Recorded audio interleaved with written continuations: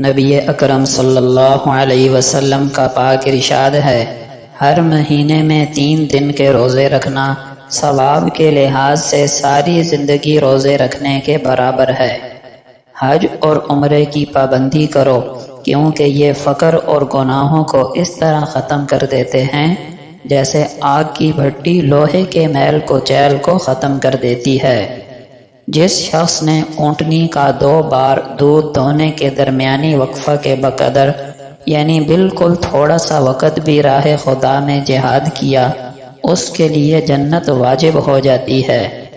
ایک شخص اس بنا پر جنت میں داخل ہو گیا کہ وہ قیمت یا قرضے کا تقاضا کرتے ہوئے اور ادائیگی کرتے ہوئے نرمی برتا کرتا تھا۔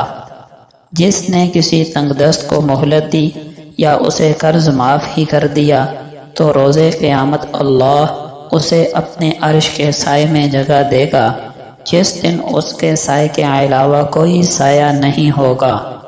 جو مسلمان درخت لگائے یا کھیتی اگائے پھر اس سے انسان، پرندے یا چوپائے کھا لیں تو یہ اس کا صدقہ بن جاتا ہے۔